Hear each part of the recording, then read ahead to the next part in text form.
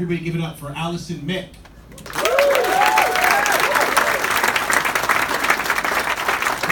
Oh my God, thank you so much. Give it up for Adrian.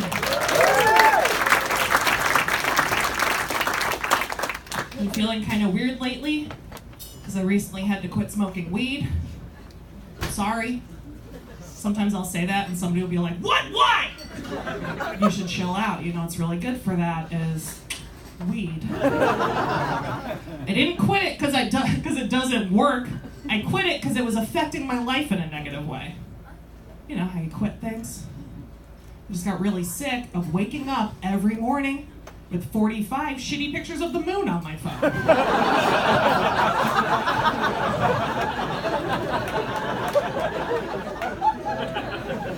Take it from me, the moon is not that cool. I should know. The moon and I are enemies now. Because every night I would be like, oh heck yeah, I was gonna go on NASA images. And then the next morning, the moon texts me and she's like, girl, untag me, I look so terrible, I look so full. I'm like, you shouldn't have waxed, it makes you look bigger. Yeah. You ever get so high you become Facebook friends with the moon? I did. That's why I had to quit. Even more recently, I started smoking weed again. I'm a little scamp, you guys. I quit because I wasn't good at it. And then I was like, you know what? Quitters never win. Winners never quit. I bet Steph Curry never quit anything in his whole life. I want to be the Steph Curry of smoking weed. Spoiler alert, I smoke weed all the time now, and I am still so bad at it, I freak out every single time.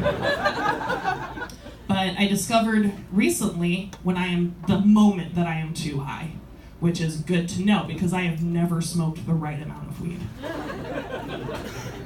But now I know when I'm too high. I know that I, Allison Mick, am too high when I need to rewind any nature documentary. Only because I feel like I've missed a super crucial plot point. I'll be watching it like, oh, how did that Arctic fox even catch that cormorant? I better investigate. Diddle-diddle-doo. Oh, he caught it in his mouth. That checks out. Tight.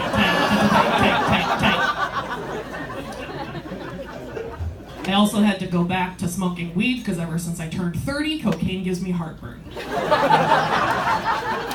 That's not one I do for the laughs, it's one I do for the knowing nods. Hit me up after the show.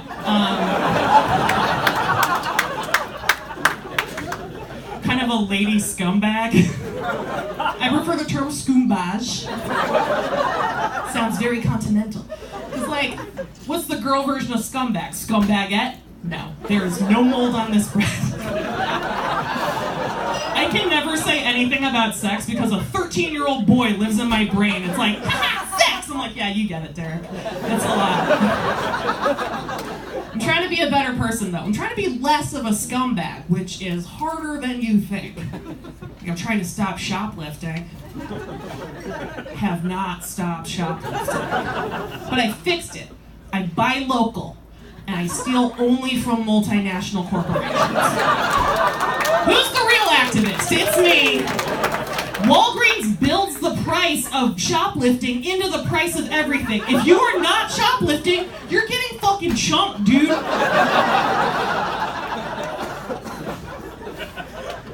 Have not stopped shoplifting. Have stopped fighting people in bars. Alright, you guys are responding like a San Francisco crowd. Just total silence, like, oh, you know you're not supposed to do that, right? Yeah, now. I moved here from Boston. A city that doubles as a punchline. I did not know I wasn't allowed to do that here. I moved here 4 years ago. And 6 days later, I got in my last bar fight. I went out with my first friends in San Francisco, which is a really nice way of saying people you couldn't pay me to hang out with now. Or more accurately, people who would not return my calls after this night. I was drinking like a monster because I was so nervous. I was just like, how do I make my new friends my best friends? I know. I'm gonna get everybody laid. Don't look at me like that, because if I got everyone in this room laid tonight, you'd be like, yeah, I'd hang out with her one more time. I was at the bar, working on my 9th beer, about to order my 10th. It doesn't matter. I lean over the bar. My new guy friend Adrian's standing next to me. I lean over. I see a pretty girl next to him. I'm gonna do this. What do? I hip check him into her. He knocks her over. She drops her drink. But oh ho, my work is not done. So I come swanging over and I'm just like, oh my God, I'm so sorry. I'm so drunk. You guys are cute. And then tried to mash their faces together like they were sock puppets. Here's the thing though, it worked. They are married now. Yeah. But I was not invited to the wedding because of this next part. She had a guy with her. Fucking whatever, okay? I knew they weren't together because while she's turned talking to Adrian and be like, oh, that's funny how she made us kiss. This guy's hover-handing over her. He doesn't know what to do. He can't get in the conversation. I'm like, you're a fucking coward. You don't deserve her. So I scoop him away and I'm just like, oh, I just moved here from the East Coast. Do you think the West Coast is better? And as a native of Pacifica, he had a lot of opinions about that. I talked to this chump for an hour. Finally, Adrian leaves with the girl. I'm like, heck yeah, job well done. I'm gonna go outside, take my 5, smoke a cigarette, because I have 7 more friends to get laid tonight.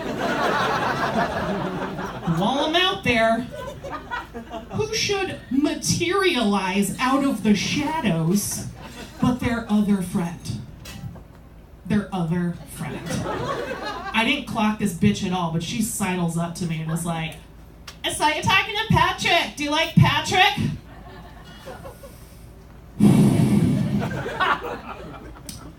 And I know now, as an older, wiser, soberer person, that I could have explained the situation a lot better than I did. Because what I said was, no, I was just talking to him so that my friend could leave with your pretty friend. Not my finest moment, I'll be the first to admit that. But she responded in an insane way.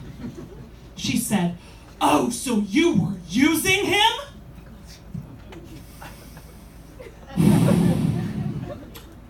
And I know now, as an older, wiser, soberer person, that what I should have said was, yes, I was using him in so much as every conversation is you using that person until the conversation is over, because that's how conversations work, idiot. But what I said was, fuck you! So she pushed me. Me! Thinking I would not push her back. So I pushed her into Columbus Avenue.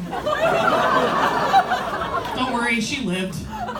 It's a story of a bar fight, not how I murdered somebody. There's context clues in the beginning.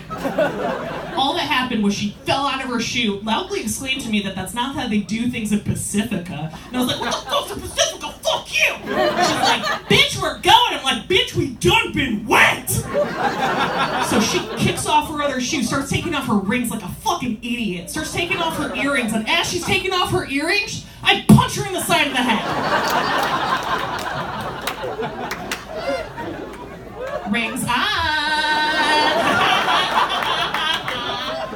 Allison, why do you fight like a monster? Well, when I was growing up, my father taught me there is no such thing as fighting dirty. Because he very wrongly assumed I would only be fighting men who were attacking me. And not drunk bitches half my size who should know better.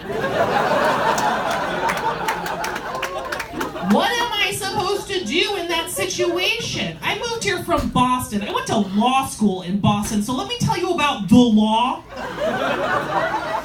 In the Commonwealth of Massachusetts, if you get in a bar fight, break a bottle, wave it in a stranger's face, and don't stab them, you're married. That's how we got gay marriage 5 years before everybody else. Thanks so much. I'm Allison Mick.